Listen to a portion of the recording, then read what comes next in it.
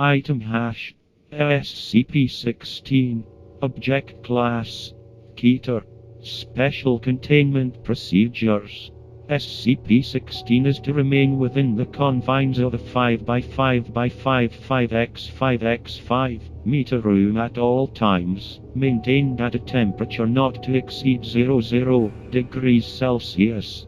SCP-16 itself is to remain in the Petri dish in the containment cube at all times unless directed otherwise by Level 4 or 05 personnel. Full documentation of experimentation with SCP-16 must be submitted before and after samples and duplicates of SCP-16 may be taken.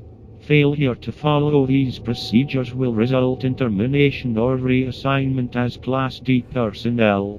Only authorized personnel may be permitted to obtain samples of and experiment with SCP-16 under BCL-5 containment conditions. If an outbreak does occur despite following the aforementioned procedures, directive-based personnel are to implement a Code Sigma lockdown and containment plan. Infected personnel are to be terminated on-site by security forces wearing standard mission-oriented protective posture MOP, anti-biological and anti-chemical equipment. Should the infection not be contained after 48 hours, the on-site nuclear device is to be detonated. Remaining personnel are not to be evacuated under any circumstances. SCP-16 has been shown to survive for up to 6 hours on hard surfaces, and up to several minutes in air. High-intensity ultraviolet light and high concentrations of ortho-PHDHALALDHYDE solution have been demonstrated to be effective in disinfecting non-organic surfaces. Description: SCP-16 is a blood-borne pathogen recovered from a mine worker who injured himself while working in the deep coal seam. Said wound became contaminated with coal dust from the mine, possibly infecting the worker with dormant spores.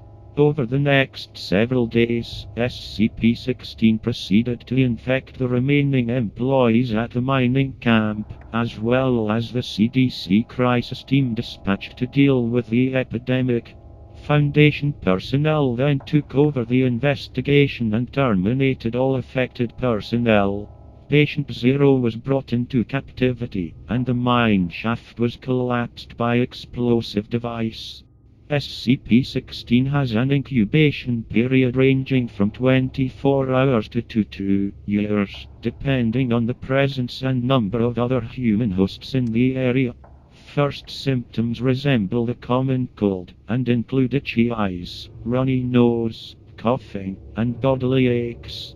Phase 2 begins in 48 hours, and consists of a controlled form of hemorrhagic fever, as the organism causes a small amount of blood to become aspirated in the lungs, creating an aerosol effect.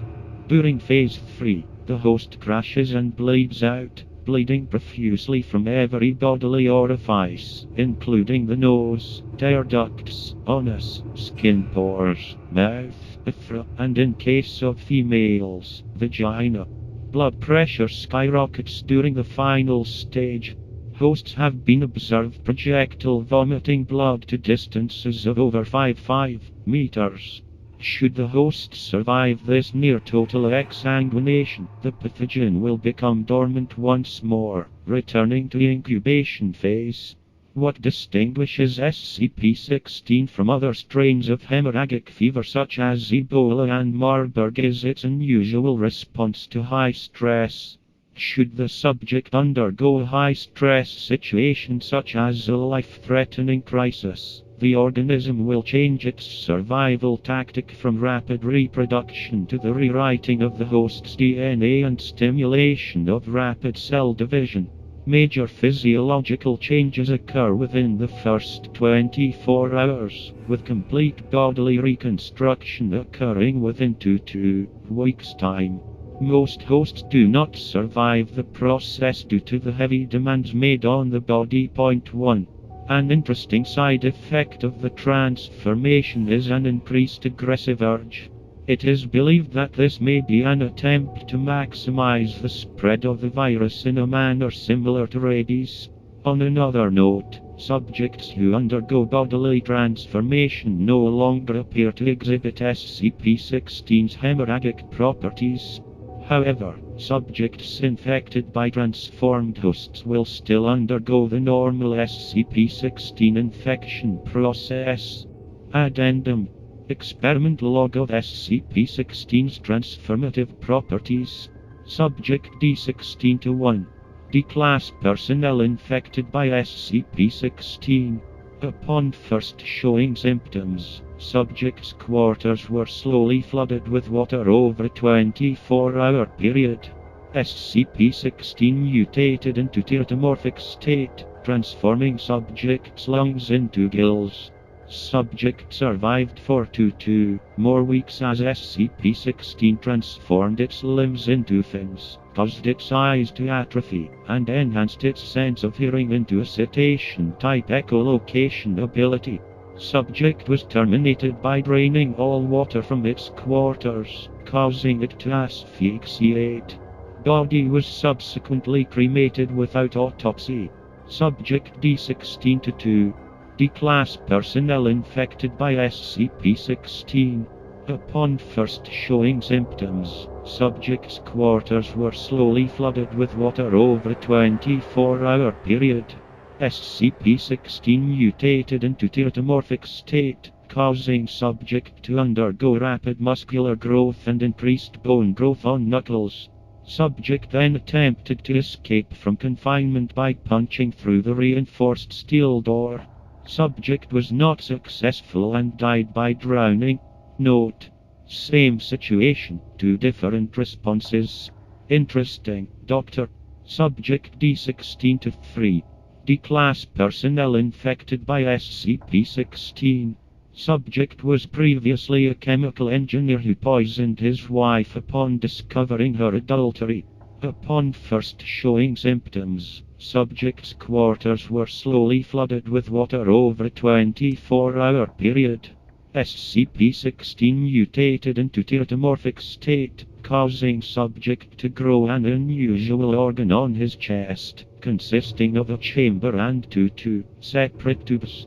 Organ continued to take in water and swell in size, until Foundation personnel, realizing what SCP-016 may be attempting, terminated the subject by gunshot. Organ was found to contain several gas sacs filled with acetylene gas and oxygen. Subject D16-4. D-Class personnel infected by SCP-016.